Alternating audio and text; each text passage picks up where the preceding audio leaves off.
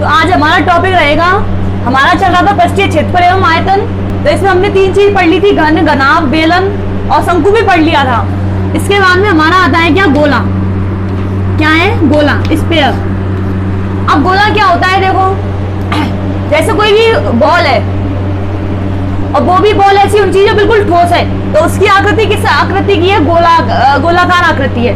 तो गोला तुम समझ ही रहे होंगे, ये कोई मैंने बना दिया। अब इसको क्या कहोगे, गोला कहोगे यदि ये आकृति कैसी हो, त्रिविमीय हो। कौन सी हो, त्रिविमीय हो पहले तो, और त्रिविमीय के बाद में कौन सी होनी चाहिए, बिल्कुल ठोस आकृति होनी चाहिए। यदि ये आकृति त्रिविमीय और ठोस है तो इस आकृति को क्या कहोगे, गोला। क्या कहोगे, स्फीयर, गोला। अब इसमें एक चीज होती है कि ये सेंटर है इसका, मैंने मान लिया सेंटर है, तो सेंटर से लेकर के जो परिधि तक की डिस्टेंस है उसको क्या कहेंगे हम, त्रिज्या। उसको क्या कहोगे, त्रिज्या। तो अब तुम्हें जो भी कांच की गोली होती है, कांच की गोली की आकृति कैसी होती है, गोलाकार ही होती है, क्योंकि वो ठोस है और त्रिविमीय भी है। अब इसके बाद में हमें पढ़ना है कि गोले का वक्रपृष्ठ का क्षेत्रफल क्या होता है, वक्रपृष्ठ का क्षेत्रफल। अब गोले के लिए वक्रपृष्ठ कह दो, और वक्रपृष्ठ का मतलब है जो बिल्कुल हमें बाहरी भाग दिखाई देता है, वो हमारा क्या होता है, वक्रपृष्ठ। परंतु जब तुम गोले को देखोगे तो गोले के लिए वक्रपृष्ठ होता है ना, वो ही क्या होता है, एक प्रकार से संपूर्ण पृष्ठ होता है। क्या होता है, संपूर्ण पृष्ठ। तो गोले के लिए तुम ये नहीं कह सकते कि वक्रपृष्ठ अलग है, संपूर्ण पृष्ठ अलग है, क्योंकि गोले का तुम संपूर्ण भाग, पूरा भाग एक साथ देख सकते हो। तो ये क्या है, हमारा गोले का संपूर्ण पृष्ठीय क्षेत्रफल कह दे या फिर गोले का वक्रपृष्ठ क्षेत्रफल बोल दे, दोनों एक ही बात है। तो उनके लिए क्षेत्रफल होता है क्या, 4 पाई r स्क्वायर। इसके लिए क्षेत्रफल क्या होता है, 4 पाई r स्क्वायर। यहाँ पे r क्या है, गोले की त्रिज्या, गोले की त्रिज्या। अब यहाँ यही ध्यान रखना है तुम्हें बस कि गोले का संपूर्ण पृष्ठीय क्षेत्रफल कह दे या फिर वक्रपृष्ठीय क्षेत्रफल कह दे, दोनों का मान क्या होता है, सेम ही होता है, दोनों एक ही बात होती है। अगला होता है दूसरा, गोले का आयतन। गोले का आयतन। अब गोले का आयतन क्या होता है, देखो 4/3 पाई r क्यू, 4/3 पाई r क्यू, ये क्या है, गोले का आयतन।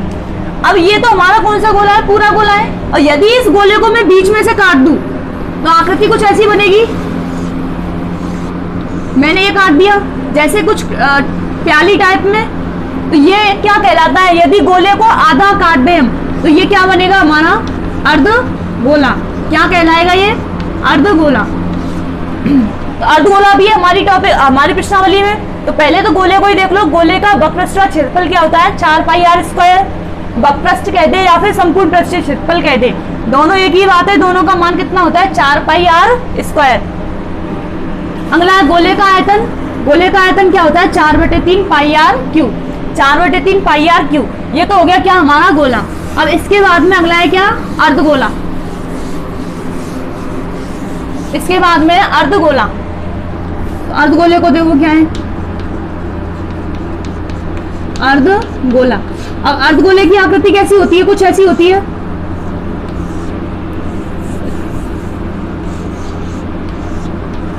ये क्या है, हमारा अर्धगोला।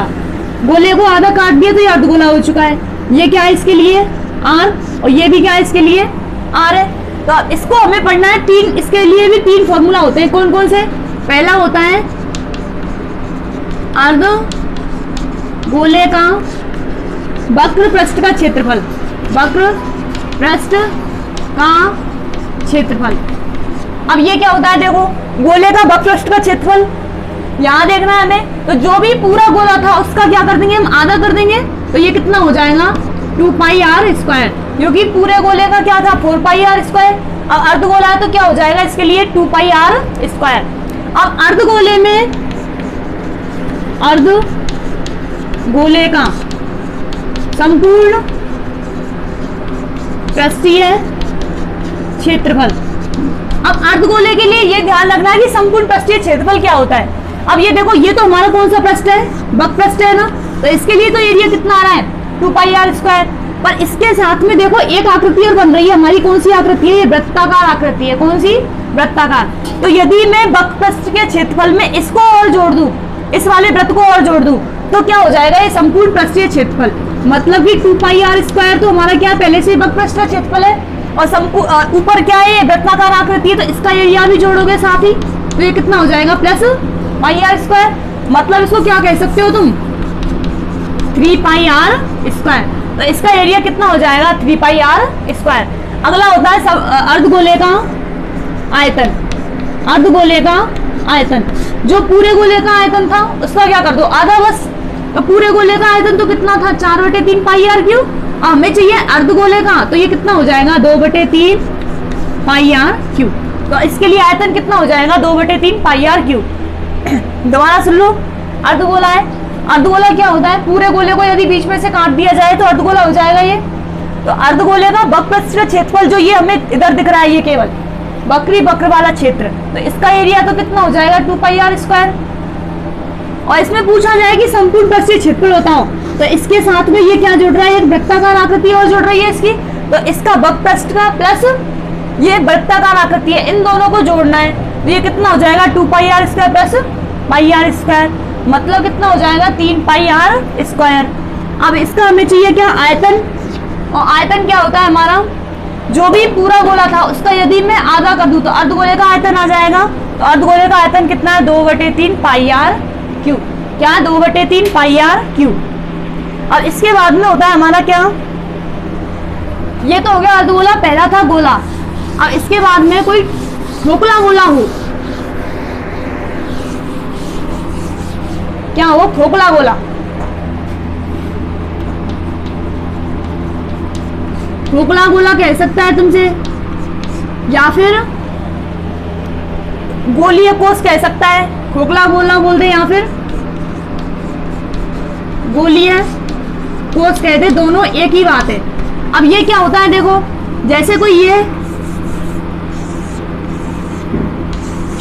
इस प्रकार की आकृति है, यहाँ पे ये क्या है, ये तो हमारा खोखला है। तो खोखले के लिए इसमें मैंने मान लिया कि अंदर वाले की त्रिज्या कितनी है, R1 मान ली, और जो ये बाहर वाली है, बड़ी वाली है, इसको मैंने मान लिया क्या, R2।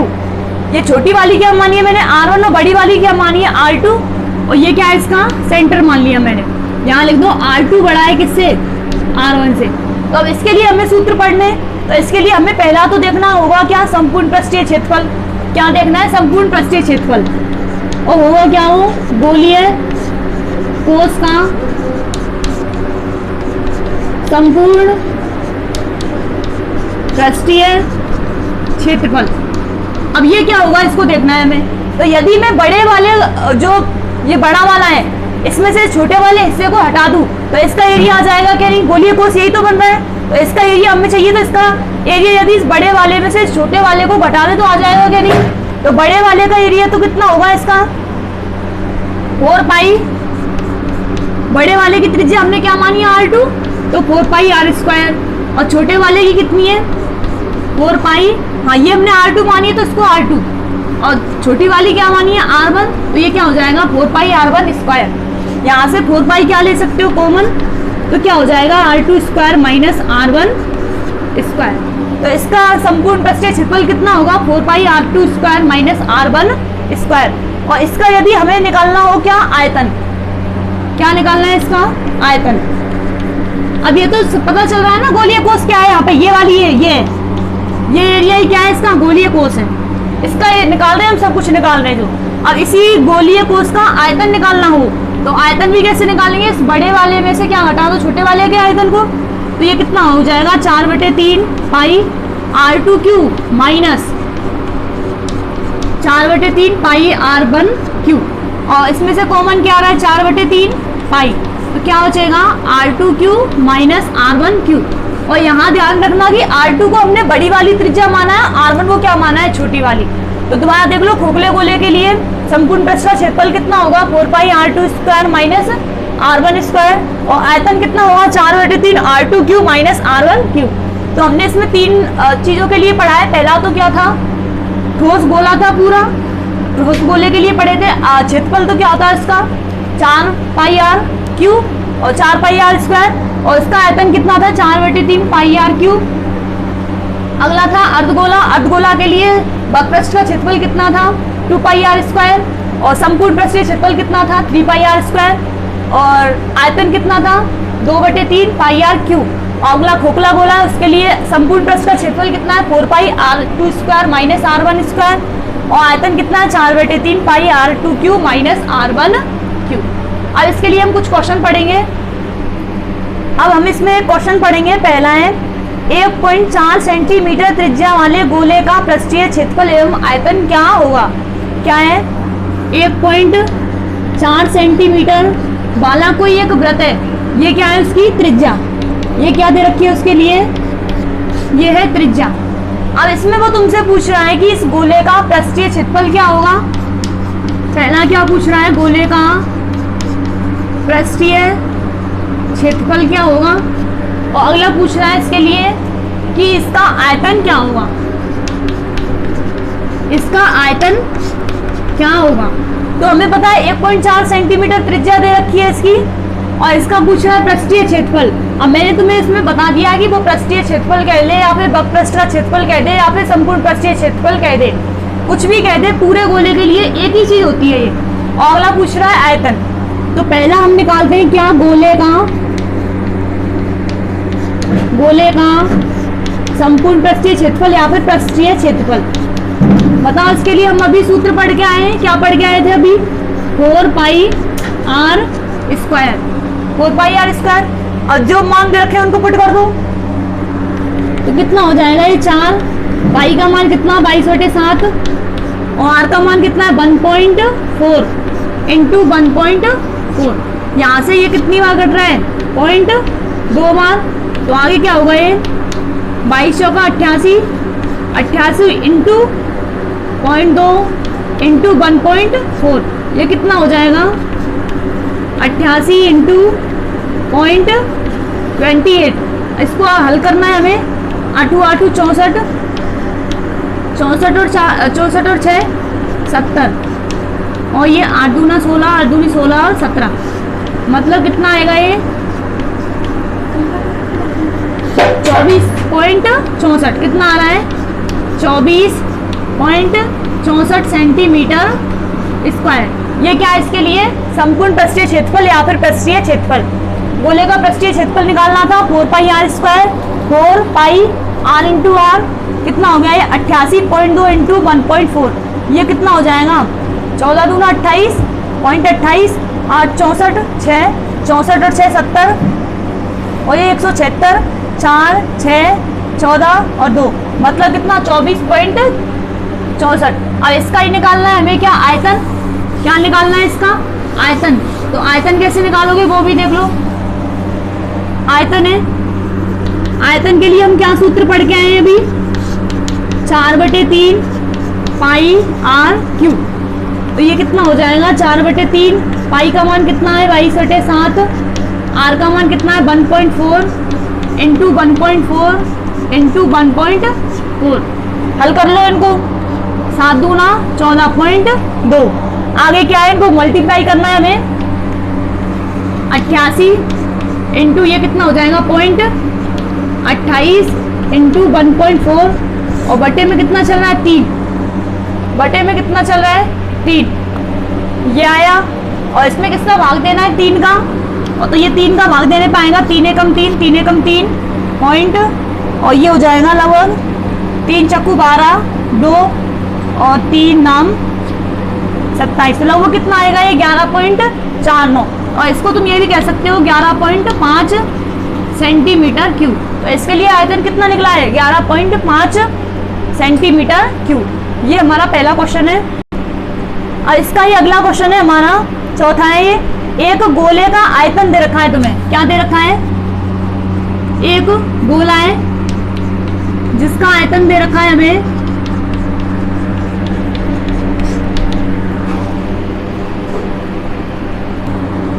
आयतन दे रखा है 38,808 सेंटीमीटर क्यूब। इसका आयतन दे रखा है तुम्हें, और इसमें पूछ रहा है फिर तो बताओ गोले का संपूर्ण पृष्ठीय क्षेत्रफल क्या होगा। पूछ रहा क्या है वो, गोले का पृष्ठीय क्षेत्रफल क्या होगा। दे रखा है तुम्हें गोले का आयतन 38,808 सेंटीमीटर क्यूब, और इसमें दे रखा है गोले का पृष्ठीय क्षेत्रफल तुमसे पूछा गया है। तो पहले तो हमें जो दे रखा है उसकी सहायता से हम मान निकालेंगे किसका, आर का, क्योंकि गोले का पृष्ठीय क्षेत्रफल चाहिए तो हमें आर का मान भी चाहिएगा। तो गोले का आयतन हमारे हिसाब से कितना होता है 4/3 पाई आर क्यू, और इसका मान तुम्हें कितना दे रखा है 38,808। अब इसको हल करना है हमें, 4/3 22/7 इंटू आर क्यू बराबर 38,808। 4 से 100 काट दूँ, ये आएगा, और 4 9 36 बचे 2, 7 चौक 28, 0 4 दूनी 8।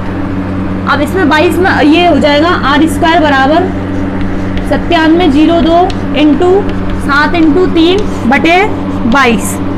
इसको 11 से काट दूँ, 11 एकम 11, 11 दूना 22, और ये हो जाएगा 11 8 88 बचे 9, उतार लिए 0, 11 8 88 और 11 दूना 22, 882। इसको फिर आगे और यही लिख देती हूँ, आर क्यू सॉरी, यहाँ हो जाएगा फिर आर क्यू बराबर 882 इंटू 7 इंटू 3 बटे में कितना चल रहा है 2, ये हो जाएगा 4 4 और 1 441। अब 441 को हम और क्या लिख सकते हैं, इसको लिख सकते हो, देखो 441 है, सबसे पहले 3 एकम 3 बचा 1, 3 चक्कू 12 बचे 2, 3 सत्ते 21, फिर 3 से कट रहा है 3 चक्कू 12, 3 नाम 27, 7 7। मतलब इनको क्या लिख सकते हो तुम 3 इंटू 3 इंटू 7 इंटू 7, और इंटू 7 पहले से ही है, इंटू 3 पहले से ही है। तो हमें क्या चाहिए आर क्यू है, मतलब कि इसका घनमूल निकालना है, और घनमूल के लिए हमें क्या चाहिए 3 3 के जोड़े। तो आर का मान कितना हो जाएगा, एक जोड़ा तो 3 वाले में से निकल जाएगा, एक 7 में से निकल जाएगा, तो 3 इंटू 7, मतलब आर का मान कितना आ चुका है हमारा 21 सेंटीमीटर। अब हमें आर का मान मिल चुका है, आर का मान हमने कहाँ से निकाला है, आयतन दे रखा है, तो आयतन की सहायता से हमें किसका मान निकाल लिया, आर का मान। अब आर का मान मिल जाएगा तो हम किसका मान भी निकाल सकते हैं, पृष्ठीय क्षेत्रफल भी निकाल सकते हैं। तो पृष्ठीय क्षेत्रफल कैसे निकालोगे, देखो ये हमारी आर आ चुकी है, त्रिज्या आ चुकी है किसी भी गोले की। तो पृष्ठीय क्षेत्रफल क्या होता है, formula 4/4 pi r square, 4 pi r square.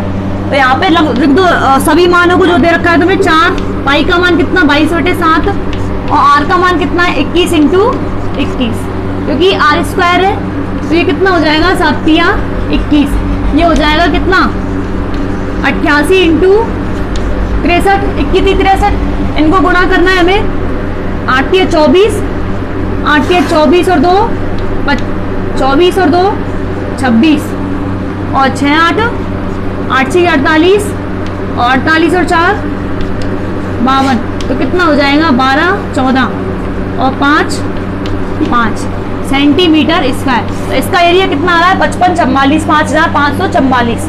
गोले का पृष्ठीय क्षेत्रफल क्या, 4 pi r square, 4 into pi r square, ये कितना 3, और 22 चौका 88 88 इंटू 63, 3 8 24 की 4 का हासिल लग गई 2, 24 24 और 2 26, 6 8 48 और 4 48 52, 4 14 5 5, तो कितना हो जाएगा ये 5544 सेंटीमीटर स्क्वायर। ये क्या है इसका क्षेत्रफल, ये हमारा क्वेश्चन था चौथा। अगला क्वेश्चन है हमारा, एक बेलन है जो कि शीशे का बना हुआ है, इसकी त्रिज्या दे रखी है तुम्हें 4 सेंटीमीटर और ऊंचाई दे रखी है 10 सेंटीमीटर 10 सेंटीमीटर। अब वो पूछ रहा है कि इसे पिघलाकर 2 सेंटीमीटर त्रिज्या के कितने गोले बनाए जा सकते हैं। तो मैंने तुम्हें बता रखा है कि जो भी चीज चेंज होती है, मतलब कि हमें बेलन से किस में चेंज करना है, उसको गोले में, तो दोनों का जो आयतन होगा वो क्या होगा, सेम होगा, क्योंकि आयतन पे कोई फर्क नहीं पड़ता है, किसी में भी तुम इसको चेंज कर सकते हो। मतलब इनका जो आयतन है, बेलन का जो आयतन है, वो ही जितने गोले बनाए जाएंगे उन सबके आयतन के बराबर होगा। तो हमें पहले तो इसका आयतन निकालना है कि इसका आयतन कितना होगा, उसी के हिसाब से हम इनके आयतन को निकालेंगे। तो मैं पहले निकाल देती हूँ, पहले लिख ही लो, बेलन का आयतन बराबर, मैं मान लेती हूँ कि माना जो गोले हैं उनकी संख्या मैंने ले ली n, कि जो हमने गोले बनाए हैं वो कितनी n गोले बने, कितने गोले n गोले। तो इसमें क्या लिख सकते हो, बेलन का आयतन बराबर n गोलों का आयतन, n गोलों का आयतन। अब हमें पता नहीं है कि n का मान कितना हो सकता है, उसी को हमें निकालना है यहाँ। तो मैंने क्या माना है कि ये कोई बेलन है, तो बेलन का आयतन, जो बेलन का आयतन होगा उसी के द्वारा हम क्या बना रहे हैं, गोले। अब गोलों की संख्या का पता नहीं है हमें, तो गोलों की संख्या का पता लगाने के लिए मैंने उनको कितना मान लिया कि वो n गोले माना गई। तो अब मैं मान लेती हूँ कि जो बेलन की त्रिज्या को मैंने ले लिया क्या, r1, और जो गोलों की है, एक गोले की त्रिज्या होगी वही सभी की होगी, और गोले की त्रिज्या को मान लिया मैंने r2, और यहाँ पे जो बेलन की ऊंचाई है उसको ले लिया मैंने h1 ले लो चाहे h ले लो, कोई फर्क नहीं पड़ेगा क्योंकि h इसमें तो होंगे ही नहीं। तो हमें क्या चाहिए, बेलन का आयतन। तो बेलन का आयतन कितना होता है, पाई r। अब r1 लोगे इसमें क्योंकि बेलन की त्रिज्या को मैंने क्या माना है, r1, तो r1 स्क्वायर h, पाई r स्क्वायर h हो गया। और ये क्या है, n, और गोले का आयतन कितना होता है, एक का 4/3 पाई r क्यूब, और r हमने क्या मानी है यहाँ पे r2, तो इसको मैंने लिख दिया r2। अब इसको मिटा दो, इससे तो कोई फर्क नहीं पड़ेगा, ये बेलन की त्रिज्या मानी है, ये ऊंचाई है, तो इसको मैंने हटा दिया यहाँ से। अब जो मान तुम्हें दे रखे उनको यहाँ पुट कर दो। अब बताओ पाई का मान, पाई तो पाई से कैंसिल ही हो रहा है, तो पाई को हटा देती हूँ यहाँ से, पाई से पाई कैंसिल, यहाँ बच रहा है r1 स्क्वायर h, और r1 को हमने क्या माना है, बेलन की त्रिज्या। तो बेलन की त्रिज्या कितनी दे रखी है, 4 सेंटीमीटर, तो 4 × 4 r स्क्वायर हो गया ये। और h कितना मान रखा है हमने, 10, h कितना ले रखा है हमने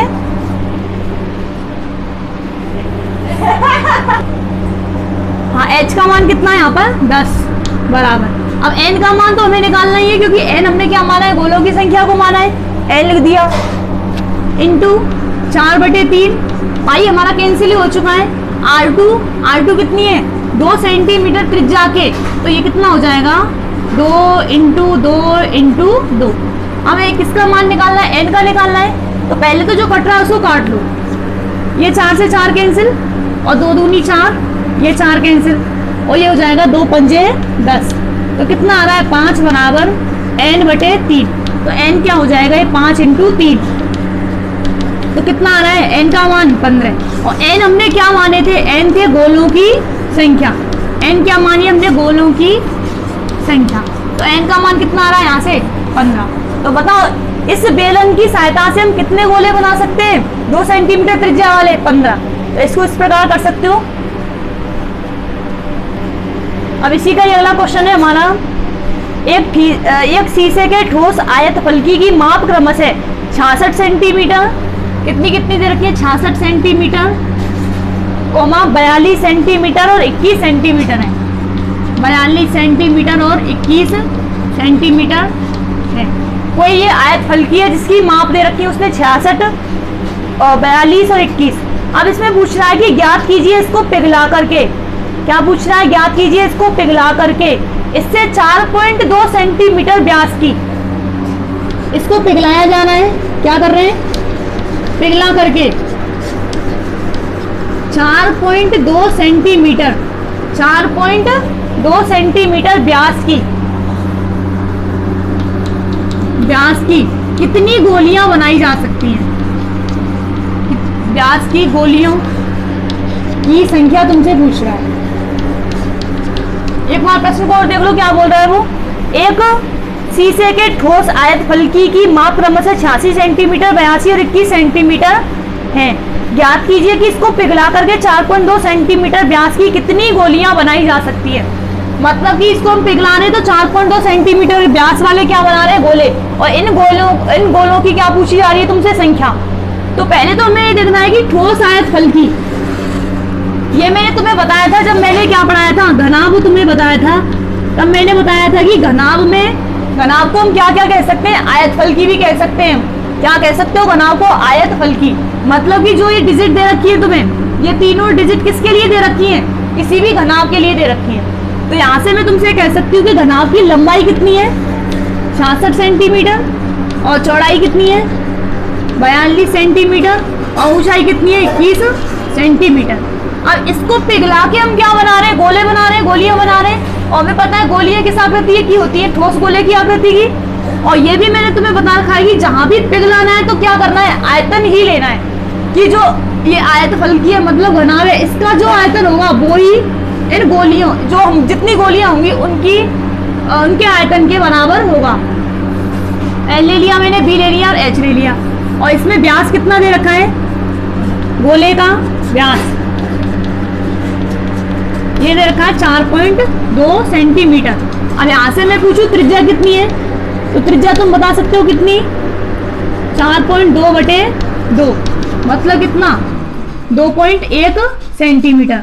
मतलब त्रिज्या निकल चुकी है हमें। अब मैंने मान लिया कि माना जो गोलियां हैं, माना गोलियों की संख्या ले ली मैंने कितनी, n, कितनी ले ली, n। तो हमें किसका मान निकालना है, यहाँ पे n का ही मान निकालना है। तो यहां से क्या लिख सकते हो, ठोस आयत फलकी का आयतन, और आयत फलकी की जगह क्या भी लिख सकते हो तुम, घनाभ भी लिख सकते हो।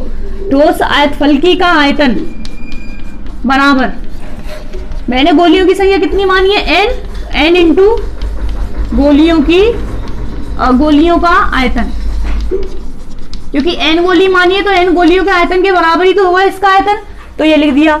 अब बताओ ठोस आयत फलकी का आयतन ये कितना होता है, LVH, और इसका कितना है, n इंटू 4/3, n इंटू 4/3 पाई r क्यूब। अब जो मान तुम्हें दे रखे हैं उनको सबको यहाँ पुट कर दो। L का मान कितना है 66, और ये कितना है 42, और ये कितना है 21, बराबर n इंटू 4/3, पाई का मान वही 22/7, और r का मान कितना है 2.1 तो 2.1, सबके मान लिख दिए हमने। अब यहां से जितना हल हो सकता है उतना हल कर लो इसको। तो हल करोगे, देखो ये 22 दिया 66, ये 3 बार कट चुका है यहाँ से, और ये हो जाएगा 21 दूना 42, तो कितनी बार कटेगा, 0.2 बार, और ये कितना 21 एकम 21, तो ये कितना कटेगा 0.1 बार, और यहाँ से कट रहा है देखो 3, ये हो जाएगा 0.7, और ये कटेगा कितनी बार, 0.1 बार, और ये 0.1, और ये भी क्या 0.1 से 0.1 कैंसिल। अब हमें बच क्या रहा है, देखो यहाँ बच रहा है कितना 3, और यहाँ बच रहा है कितना 0.2, यहाँ से तो ये बच रहा है बराबर n इंटू 4, यहाँ कितना बच रहा है 4। इसको एक बार मैं शुरू से यहाँ से ऊपर से बताती हूँ, दोबारा इसको ऊपर ही लिख देती हूँ, यहाँ से देखना एक बार दोबारा से, यहाँ लिख देती हूँ इसको मैं।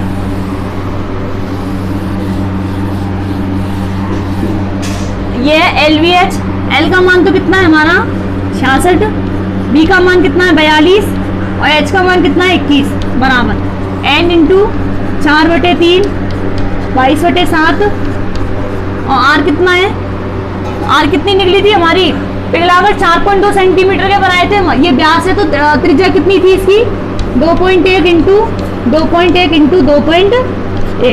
अब इसको हमें हल करना है आगे, तो इसको हल करने के लिए देखो क्या करोगे, n का मान चाहिए हमें, तो n का मान निकालने के लिए देखो यहाँ से ये कितनी बार कट रहे हैं, पॉइंट, ऐसा करती हूँ इनको, सबसे पहले मैं n का मान बिल्कुल अलग से कर लेती हूँ।